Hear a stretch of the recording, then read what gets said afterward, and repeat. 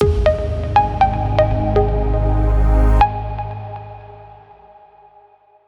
I'm Shayne. I'm a developer advocate at Shopify, and I'm here today to talk about one of the most common asked questions about the developer platform, which is how do we get code from an app into a theme efficiently and easily?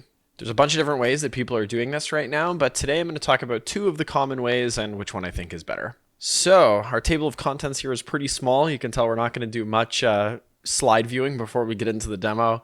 But first, we're going to talk about what our different options are, and then we're going to talk about script tags, which are a very important API accessible resource for getting this done. So option number one is to load our code with JavaScript. So this is great for background things. If you're just doing something like conversion tracking, it works excellent for that.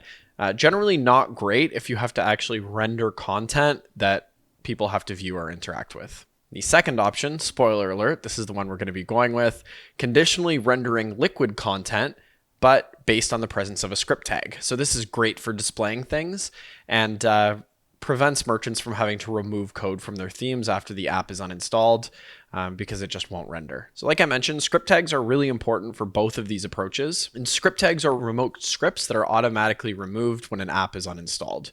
So from our docs over here on the right, we can see the script tag resource represents remote JavaScript code that is loaded into the pages of a shop storefront or the order status page of checkout. This lets you add functionality to those pages without using theme templates. Okay, so let's get into the demo. So here on the right, we have an example of the debut theme. This is the default theme that Shopify merchants are going to have when they first open their stores. And here is example, debut, the debut theme. So there's nothing here that's been edited yet. So like I mentioned, script tags are going to be a really important part of this whole process. So if I make a request now to see if there are any script tags scoped to this app on this store, we can see that there aren't any. So let's create one. Our script tag has two different things that we need to define when we're creating it. The first is the event. In this case, we're using the onload event. This is just so that we can have it load on every single page. The different options for this are available in our docs. And the source is scripttags.ngrok.io. This is just a server that I've quickly set up in order to serve a script tag. So I'm going to go ahead and create this. Perfect. We can see that it's now been created on the store. So before, where this returned an empty array, if I make another request, we can see perfect, the script tag has been created. Now, this isn't going to do a whole lot by itself. All it is just an address. This needs to actually pull some JavaScript to render on the theme. So let's go to the dummy server that we've set up here, just in Visual Studio Code. It's a super simple server. All it's doing is returning a single file, this scripttag.js file, which is right here. So going back to our theme, if I refresh, aside from our same site issues, we can see that yes, this code is appropriately rendering. Now, all right now it is just a little console.log. Nothing is rendering yet. So let's do that next. Going back here, just going to paste some code that I have written before. This is just a very simple with some inline styles box that's just going to say this is a bar loaded with JS, and we're going to render that in the script app div, which we haven't written yet. So let's go ahead and do that. Going into our theme, edit code. And since we want this to be rendered on all pages, we're going to add it to our theme.liquid layout. And right under the header section, so this is our navigation, we're just going to say div id is equal to, what did we name it? We named it script app. So saving that, just make sure that we save this file as well. So we can see that now the bar is loading in, but there's a little bit of a problem with this, right? So after the rest of the page is already loaded, this is popping in after. This is an expected behavior of script tags. And like I mentioned before, this is okay if we're doing something like conversion tracking where the user doesn't actually need to actively interact with what's being rendered because it's just background JavaScript.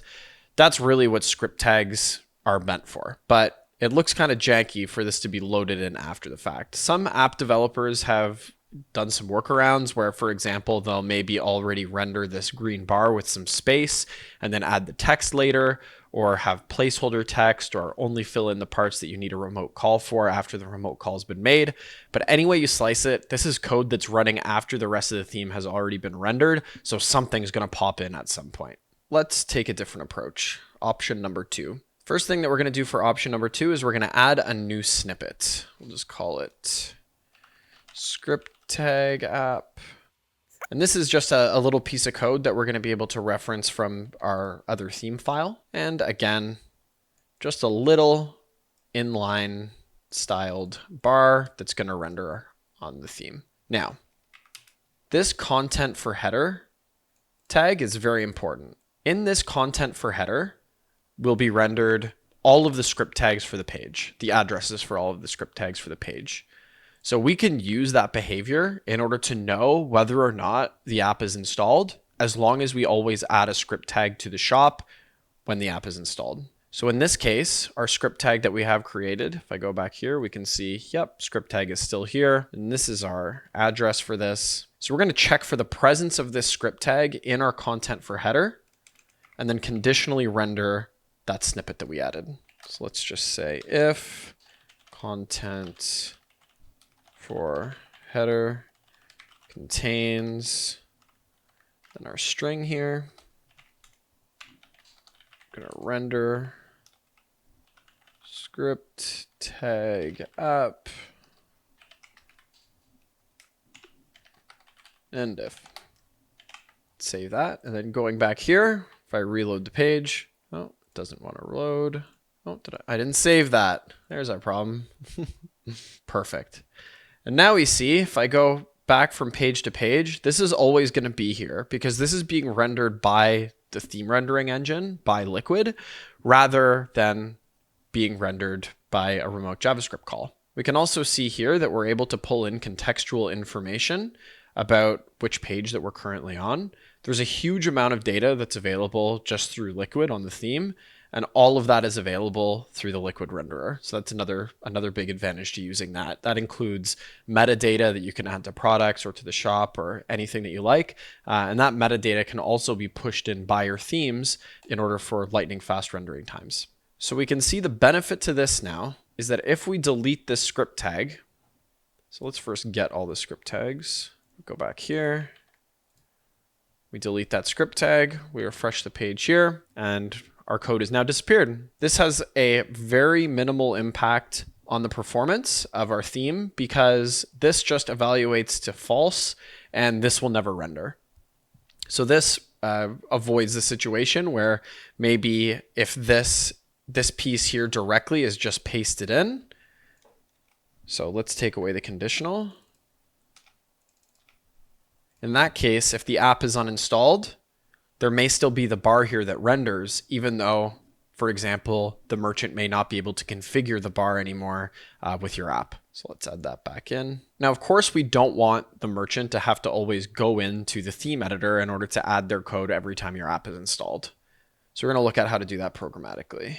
So let's take out all of this code that we've added. We can see now, obviously, that nothing renders. We also have no script tags on the store. So this is pretty much back in the state that it started. So the API equivalent action to looking at which themes are currently on the store is this request here. So it's just a request to themes.json. So we can see that debut is the only theme that's currently available, just like what's being shown in the admin. Then the API equivalent action for going and editing a specific or looking at a specific asset in a theme is this one here. So we take the ID from the theme, we add /assets.json, and then as query parameters, we add asset key, and then what specific asset it is that we're looking to fetch. And we can see now that as JSON body, we're getting back more poorly formatted version of this code from our theme. So let's go ahead and make a change to this. So in order to push the code back into our theme, we're just going to make a put request with the content of the theme that we want the content to be. So in this case, where we added the code was underneath this section header part of the theme. So if I now search for section header, you can see here, and I've pre-prepared this little bit of code that I'd like to add back in. I'm going to send this put request. We're going to update the theme.liquid file. And if I refresh this, we can see what it looks like in the editor. See, okay, perfect. This is back. Now, obviously, this isn't going to render anything yet because we don't have our script tag. But if we recreate our script tag, this is now once again showing on the store. The same goes for our snippets. We didn't get rid of the snippet that we had made before, our script tag app snippet. But if I delete this, we can see now this is going to create an error. Couldn't find the snippet, but snippets can also be created through the API. With a request like this, if I refresh, it's back. If there's one takeaway from this video, it's to try to avoid making remote calls wherever possible. Liquid is a great way, very performant way to render content on the storefront, and it also has a ton of contextual information about products or about the cart or the customer that's currently logged in. Tons of different stuff that you can use, so definitely use that wherever you can. If you found this video useful, remember to like and subscribe. We're going to be uploading a new video every week, and thank you so much, and see you soon.